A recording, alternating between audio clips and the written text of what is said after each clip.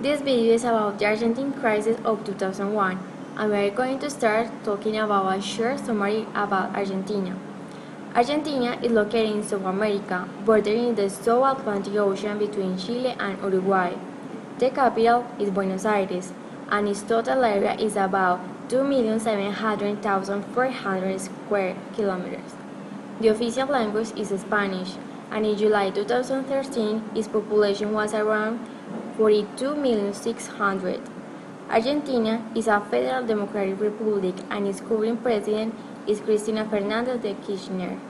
In 2012, its GDP was $475 billion, and its currency is the Argentine peso. Its agricultural products include sunflower seeds, lemon, soybeans, grapes, corn, tobacco, peanuts, tea, wheat, and livestock.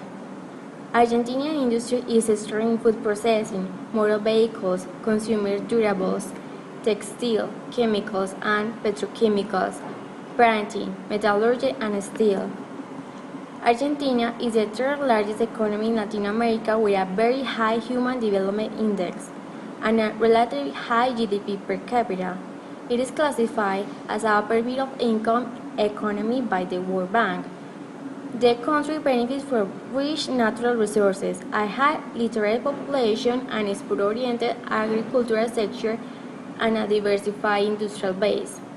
Argentina is considered an emerging market by the FTSE Global Equity Index and is one of the G20 major economies.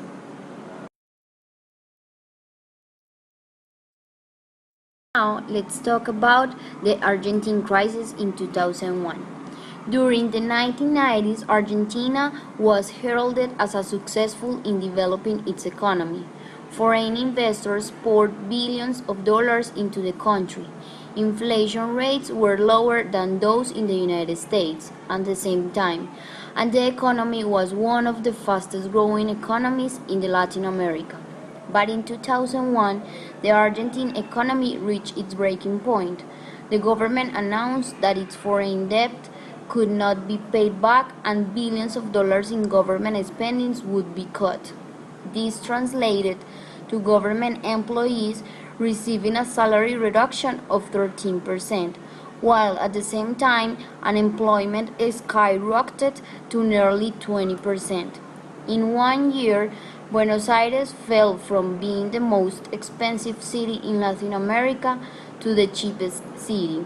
During the 1980s and early 1990s, on the advice from the IMF, the government opted to fix the Argentine peso's exchange rate to the US dollar. $1 equal 1 peso.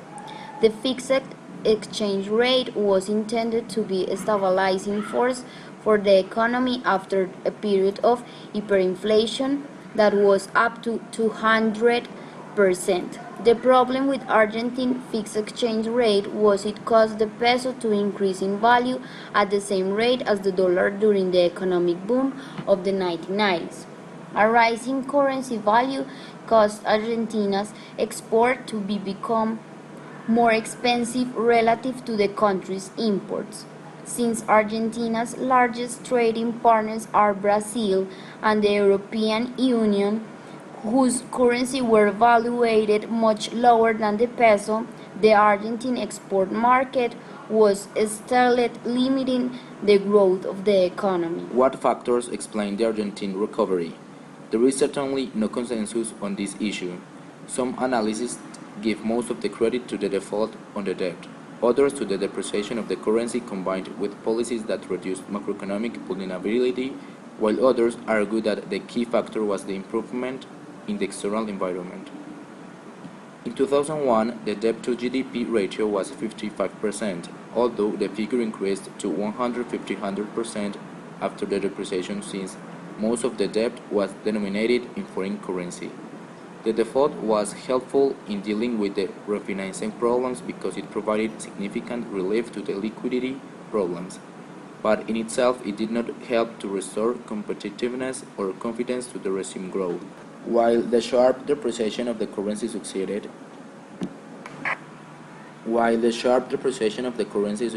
in changing relative prices, it did have substantially negative balance sheet effects. Created using Powtoon.